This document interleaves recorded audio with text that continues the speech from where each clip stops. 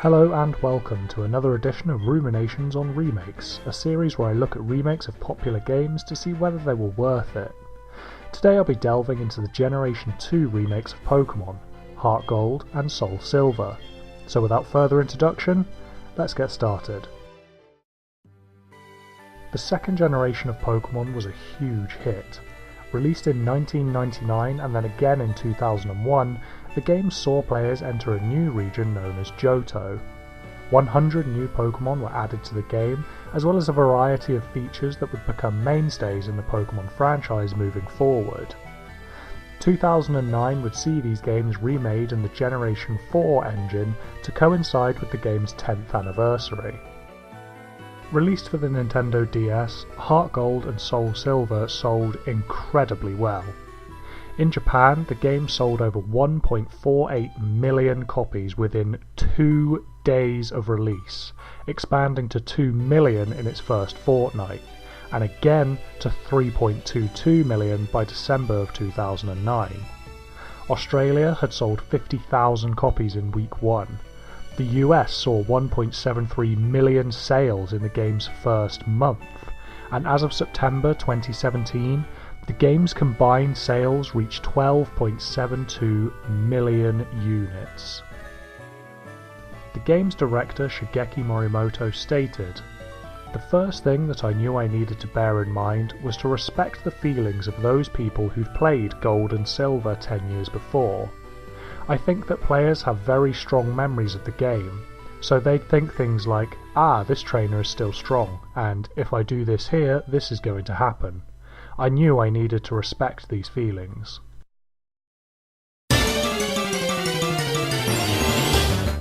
The remakes needed to appeal to new players who may be picking up a Pokemon title for the first time, whilst also drawing in the older crowd without redoing the same thing.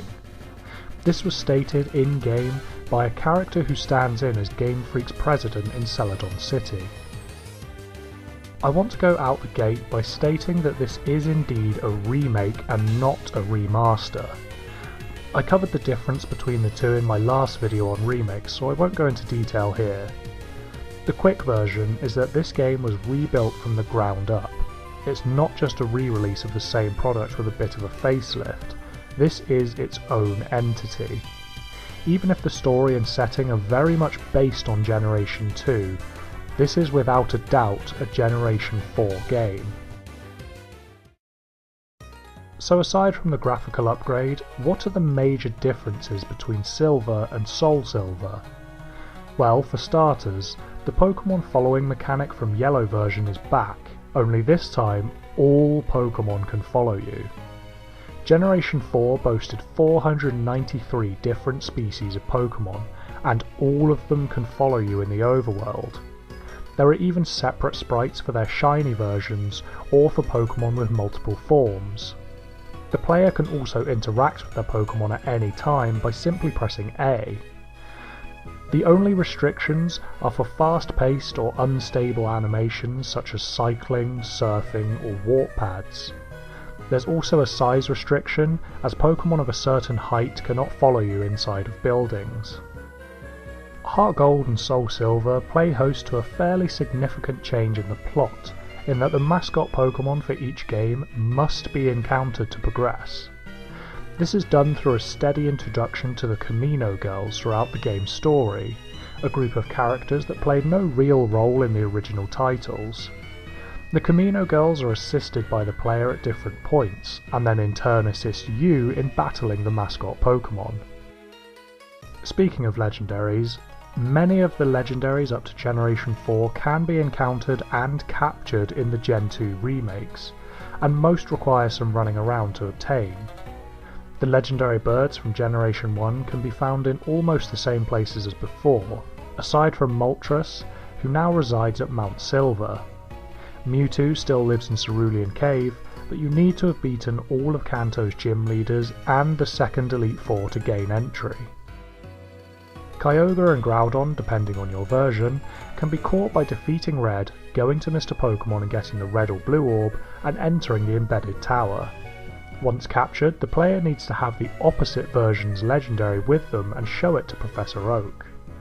Oak will then bestow the Jade Orb, and Rayquaza can be captured in the same place.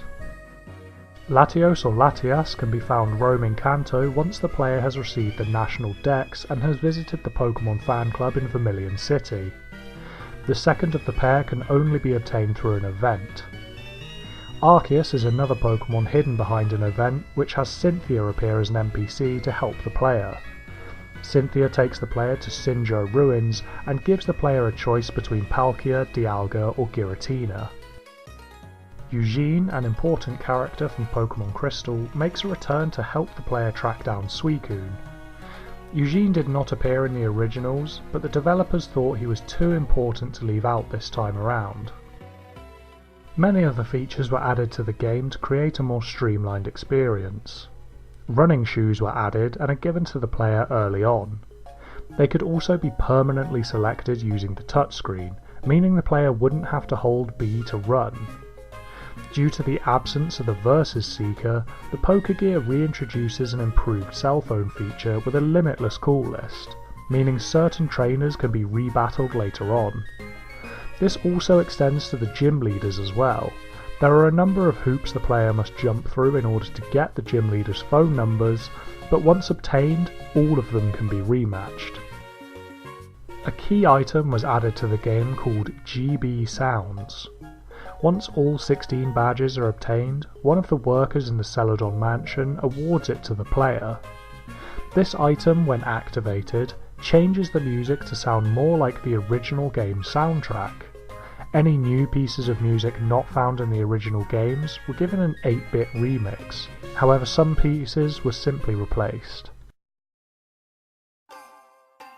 With every new copy of Pokemon Heart Gold or Soul Silver came a small device known as a Pokewalker. This device allowed players to connect wirelessly to their Nintendo DS systems to transfer a Pokemon from their game to the device and walk with their chosen partners. The Pokewalker was a mixture between a pedometer and a Tamagotchi, and was used to capture Pokemon, gain experience and friendship, as well as find items that couldn't be found anywhere else. These items and Pokemon could then be transferred back to the main game, and as an extra piece of trivia, the Pokewalker was actually found to be one of the most accurate pedometers on the market. A number of changes to the overworld layout were made, as well as including complete redesigns of towns such as Violet City. Viridian Forest has also been changed from a simple maze back to something more closely resembling its original incarnation from the first generation. Some of the game's buildings have also been given the same treatment, most notably the gyms of both Johto and Kanto. Most of the gyms in the game now harbour some sort of puzzle that must be solved in order to access the gym leader. These range from the simple warp pads of Viridian's gym to the more complex platform riding in Blackthorn City. Mount Silver has also been upscaled to accommodate the new location in which the player can encounter Moltres. Team Rocket underwent a radical redesign once more. The Team Rocket executives were also redesigned, with 4 new ones appearing, namely Archer, Ariana, Petrel and Proton. In the same way that Team Galactic's executives followed a planetary naming scheme, the executives of Team Rocket are all named after real-world rockets. One of the huge upgrades, as mentioned before, is in the music of these remakes. Lugia and Ho-Oh now have their own battle music, and the legendary beasts each use a differently remixed version of their battle theme from Pokemon Crystal. Some areas have had their music switched to better suit the mood of the area, such as Slowpoke Well, Mount Moon and Seafoam Islands, instead using the music of Union Cave, Dark Cave and the Ice Path respectively. The Pokédex received a substantial upgrade during both the main game and the post-game. Due to advancements in gameplay, 5 more Pokemon were added to the Johto Dex for a total of 256. This was to include Pokemon that gained evolutions in later generations, rather than removing them until the post-game as Fire Red and Leaf Green had done previously. After defeating the Elite Four, the player is free to capture all Pokemon up to Generation 4, accounting for version exclusives. In addition, an effort was made to remove the reliance on old cartridge games by allowing the player to receive one of the Kanto and Hoenn starters from Professor Oak and Stephen Stone respectively late in the game. All of the changes I just mentioned are only the major ones. Many more minor changes and seamless upgrades were made in order to create a more complete experience. I think the major selling point for Heart Gold and Soul Silver was the following mechanic. Ask just about anyone what they remember about the games and that will be their answer. It's something that hasn't been done since, but has been requested in just about every subsequent game. Hopefully one day Nintendo will manage to implement it once more.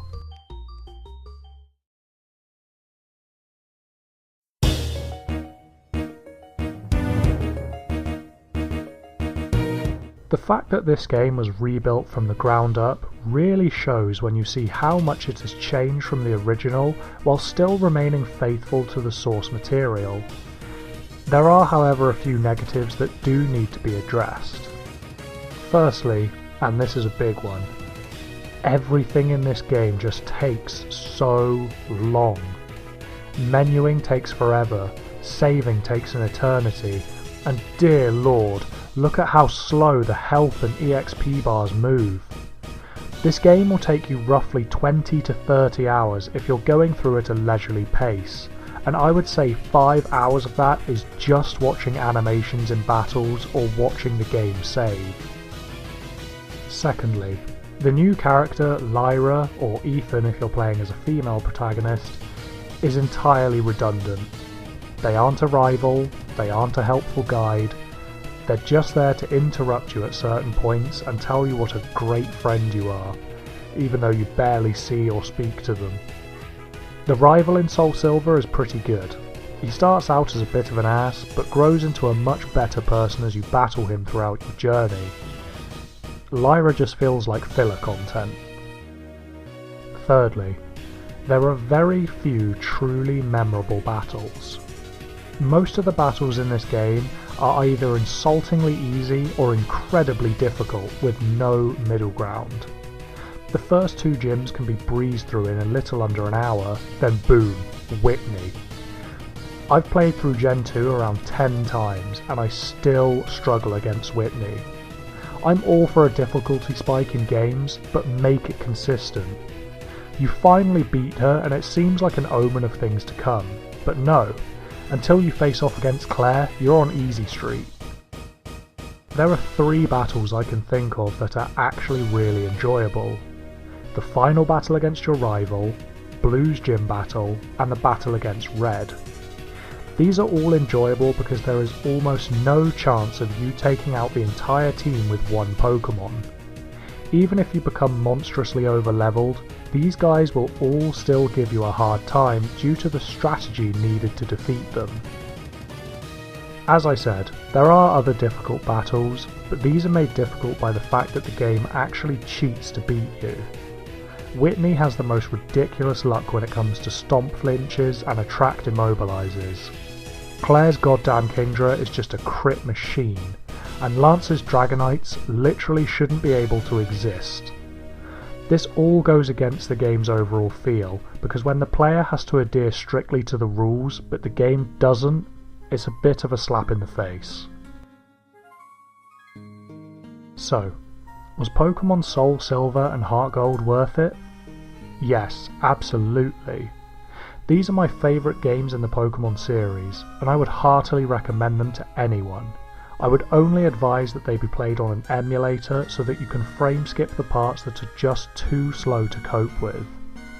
I've always been of the mind that Nintendo makes the best games, in the sense that when they're released, they are pretty much always completed products that don't follow a lot of the deceitful practices that are rampant in the industry.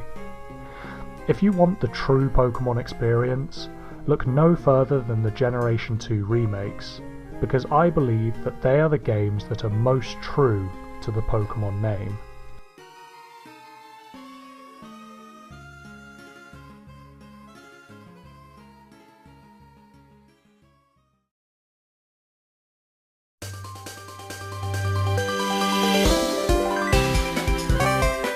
This week, Morty McMort asks, what is your absolute favourite game, or top 3? That's going to be coming in a video later on, so just hold on, stay subscribed, and your answer will be coming soon. Thank you all for watching. If you like this video, give it a thumbs up and leave your thoughts in the comments below. Remember to subscribe for more essays and reviews like this one every week, and join the discussion on the channel's Discord server. Links are in the description. Remember as well to leave your questions in the comments, as I always try to answer one at the end of my videos. I've been Lenning, and I'll see you next week.